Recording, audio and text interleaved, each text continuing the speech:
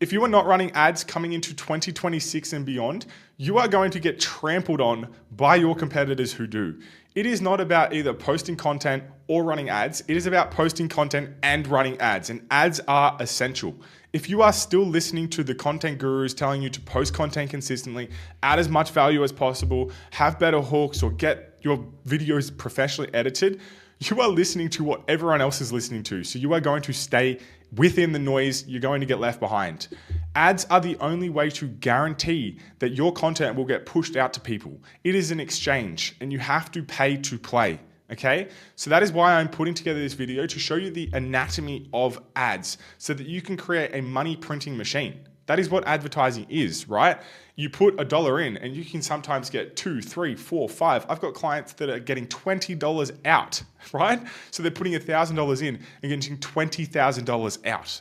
So my question to you is, if you could have that type of machine, how many dollars would you find? How much money would you find if you could put money in and get $2, $3, $4, $5, $20 out? Unlimited amount of money, right? You'd be silly not to. You're losing money by not. So that is the exact same with ads. So that's why I'm putting this together. And I want to break down the anatomy of ads, right? So there are 3 core components of each ad, or just of each piece of content, right?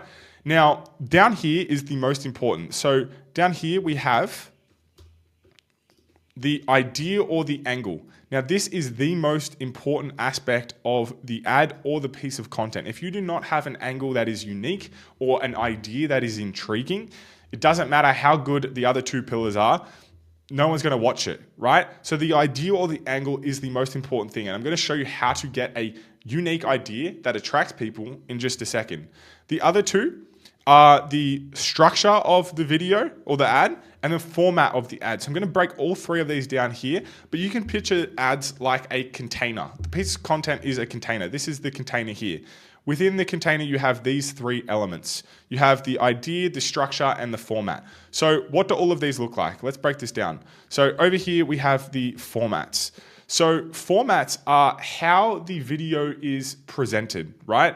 It is like green screens, black box styles, talking heads, car yaps, Twitter style, reaction videos, podcasts, Miro boards like this, right? Text overlays with B-roll, FaceTime style where it's just talking to the camera, right? Casual like TikTok. Rapid reels, so 7 seconds of just like a B-roll where there's text over the top. Studio setup with professional editing. Objects as the hook. Lifestyle edits. Static formats, Twitter posts, carousels, right? So these are all different types of formats. Now, you will find that there are formats that work better in different niches. So you have to do your market research and figure out which type of format resonates with your audience or what works well within your space. And also, a lot of different formats bring in different quality of audiences, right? Or different quality of leads or followers or just people that you're attracting. So you have to test and figure out what format works best. And it's not about choosing just one format. You are supposed to bounce between all of these and have different formats and have that novelty so that people aren't just constantly seeing you in your room with the same lighting. Because when you do that, from a content sense, and you're just posting in the same spot, people get follower fatigue and they see that and it's kind of, they just scroll past because it's just that they know it, right? There's no excitement around something new that they're seeing. So, but with ads specifically, you want to try different ones. You want to see what's working within your niche and then double down on that for your ads, but also test different types of formats as well. So I know for sales coaches and stuff, they do the format where they're reviewing a live call, right? Of like a sales call, or they are talking to a prospect and they have the text over the top and it's showing the reframes and the objection handles and how they've answered questions. So that's a format for like the sales coaching. So yeah, in my industry, like the marketing industry, Miro boards are really popular, doing things exactly like this. So yeah, you get the gist of the format. This is like how the video is, or the piece of content is presented. Next, we have the structure. So this is how the actual content itself, so the idea, is conveyed. How are you presenting the idea? So the structures can be like lists, right? Very common, also not great, to be honest. Depends how you do it. But if you're just saying like, here are the top 3 exercises for your traps, pretty boring. People kind of just are jaded to that. So you have to weave the list in with other things, which I'll show you here. So this could be things like, let me just pull this up.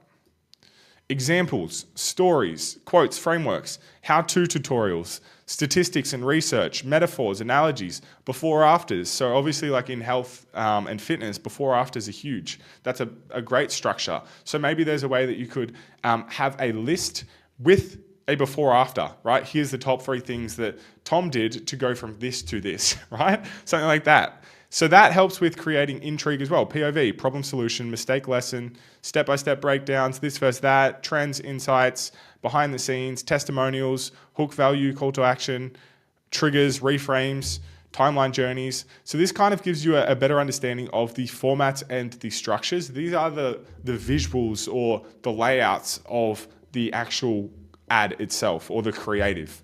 Now, the most important thing is the idea or the angle. So I'm going to show you how to do this in just a second. Like I said, you want to have unique angles, and I'm going to show you how to do this in just a second. So how you have a unique angle is, I'll go back to this, right? So this is the psychological belief chain. This is the backbone of all of your content strategies. I learned this from my mentor, Trey, and he's done tens of millions of dollars in online coaching sales. And this is how you will separate yourself from the competition, right? This is how you'll have good ideas and unique angles. So the first is you have to show, and these are the four beliefs that you have to build in your ideal client's mind when you're posting content, right? So you have to show that you understand their current situation, and you do this through speaking to their pains and their desires. Once you do that, then you have to show them how the current way that they are doing things is outdated or doesn't work. Now, in marketing, this is called throwing rocks. We are throwing rocks at competitors. So let's say that you are helping a 9-to-5er with making money online through remote closing, just because I used that example before. You would show how other opportunities that solve the same problem, so that help people make money online, are wrong or that don't work or are outdated, right? So you would say like, oh, drop shipping doesn't work because you have to have overheads or capital, or e-com doesn't work, or agencies don't work because you have to deal with clients. Whereas with sales, it's not a business, it's a skill, right? So you're kind of showing them how the old way of making money online, business, clients, revenue, all these different things, whereas sales is a skill where you develop the skill, you're selling for someone else, you don't have to deal with clients. Once you're done with the sale, you get commission, and that's how you make your money. So that's like the outdated way, and then you're introducing the new way, right?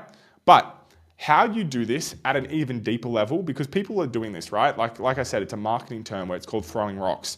What I do and what I do with my clients to really put a moat around their business and separate themselves from all of the competition is introducing new problems. Okay, so this is how you separate yourself. If you can show your audience, after you do your market research and you understand the current problems that they're facing, if you can show them, hey, those actually aren't the real problems, this is the real problem, and this real problem is a deeper underlying problem that they haven't been focusing on, that is how you create this intrigue. So it's introducing a new problem to them. For example, you could say like counting calories and, what I did for one of my clients was in the mental wellness space, right? Where they said the common problems that people were trying to solve, like with stress and everything, was like time blocking, better time management, doing meditations, journaling, reading, affirmations. This is how they were trying to solve the problem of like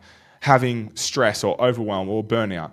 And we say, no, those aren't you're not even solving the real problem with those tools and strategies and tactics. The real problem is your subconscious identity, right? And the real problem is how you are looking at yourself. So it's like, no, those aren't the real problem. That's not going to help you. Stress isn't the real problem. The real problem is your identity. So you see how it's like introducing a new problem. Now that is unique somewhat, but in the mental wellness space, people are already doing that, right? So you have to find new problems for your service that you can introduce. When you introduce a new problem to your audience, then they believe that you have the solution. So then you can introduce the solution to this new problem that you have introduced to them, right? And because you have introduced this new problem, They trust you. They believe that you have the solution because you've introduced it to them. So this is how you separate yourself and accelerate trust. And you say, no, those aren't the real problem. This is the real problem. And the way that you solve this real problem, this root cause or underlying or different problem, is through this method. And this method is your unique mechanism. This is your approach. And this is the only way that you can solve this underlying problem. So this is how, no matter what industry you're in, you can separate yourself from the competition, because you are showing people that they're not actually solving the correct problem, introducing a new problem, which is your mechanism. And then you validate this new solution or this new problem, right, with stats, stats, science, authority figures. Like, for example, you could use a green screen as the format of Joe Rogan talking to some guest around how they're solving the deeper problem that you have introduced, right? I know what's big in this space right now is peptides for fitness, and people are trying to solve their fitness issues or health challenges with traditional remedies. But people are saying, and like, what could happen with good ad strategies could be, no, you're solving the wrong problem here. The real problem is in whatever the root of peptides is. I think it's like amino acids or something like that. The real problem is in your amino acids. And the way that you solve this problem is through this solution, which is peptides. I don't know. But you kind of get what I'm saying, right? Where it's like, no, that's not the real problem. This is the real problem. I don't know if that's true or not. I'm not in the fitness space. But then you validate, for example, your mechanism, which could be like peptide protocols or something like that, with stats, talking about the science behind it. You show how Joe Rogan has a guest who has been using peptides, and you show how these big authority figures are also using peptides, how maybe a neuroscientist is talking about the benefits of them. And then this way you create like believability and trust. And the format that you're using could be like a green screen, right? So that is how you have a big idea or angle that separates yourself, introducing a new problem. Another core thing to keep in mind when you're building ads is the power of one. So you don't want to be talking about, let's say, for example, peptides and then going into sleep, or like you solve these problems with peptides and sleep, and then you got to have a good diet as well. It just gets too confusing. Just try and keep it congruent and validate the one core message, right? Keep one core message. It's called the power of one. This way, you can just have congruency. It's clear, because a confused mind will never buy. That is a sales, term or quote or whatever it is. But it's the same in marketing. Like, a confused mind won't click or take the next step because it just doesn't make sense. So you want to have clarity. Clarity is what I would put in here as well, is making it as clear as possible. That is how you are going to combine all of these three. So this is the anatomy of ads. This is how you separate yourself. You introduce new problems, and then therefore when you show them that there's this new problem that they haven't been focusing on, you then can introduce your solution. And that's how you're going to create intrigue, trust, believability, because you're validating your solution with stats, figures, or authority figures, science, global trends, technology, whatever it is, to help show, hey, this is like, there's proof in the pudding that this is the real problem and this is the real solution. So yeah, that is the anatomy of winning ads.